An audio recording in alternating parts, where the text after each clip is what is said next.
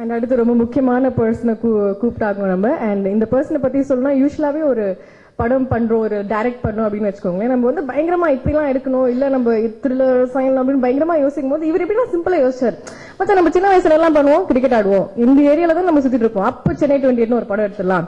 அடுத்து நம்ம யூஸ்வலா என்ன பண்ணுவோம், ஜாலியா இருக்கலாம்னு போயிட்டு ஏதாவது பிரச்சனை மாட்டிப்போம். அப்ப என்ன பண்ணலாம், சரோஜான ஒரு படம் எடுத்துடலாம்.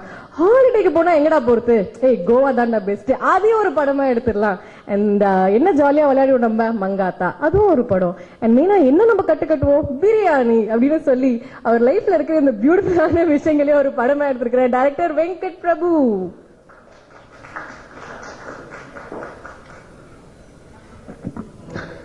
எல்லாருக்கும் வணக்கம். பிரியாணி வர சில வாரங்களில் ரிலீஸ் ஆக போகுது. ரொம்ப சந்தோஷமா இருக்கு, பயமா இருக்கு, டென்ஷனா இருக்கு, எல்லாமே இருக்கு.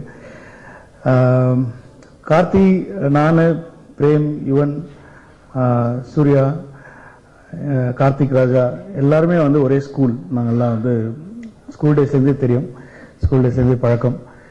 ஸோ சூர்யா சார் மட்டும்தான் அதில் மிஸ்ஸிங்கு, கார்த்திக் மிஸ்ஸிங்கு. நாங்கள்லாம் சேர்ந்து இப்போ ஸ்கூல் ரீயூனியனாக சேர்ந்து ஒரு படம் பண்ணிட்டு வரலாம் அப்படின்னு சொல்லி படம் பண்ணிட்டு வந்த மாதிரி தான் இருந்துச்சு.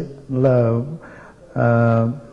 ரொம்ப ஜாலியாக ஒர்க் பண்ணியிருக்கோம். அந்த ஜாலி வந்து ஸ்க்ரீன்லேயும் தெரியும் அப்படின்னு நினைக்கிறேன். ஞானவேல், பிரபு, அவங்க ஸ்டுடியோ கிரீன் டீமுக்கு வந்து தேங்க்ஸ். ப்ரொடக்ஷன் மேனேஜர்ஸ், ஏன்னா அவங்க தான் வந்து எப்போவுமே திட்டு வாங்குவாங்க எங்ககிட்ட இருந்து. சரி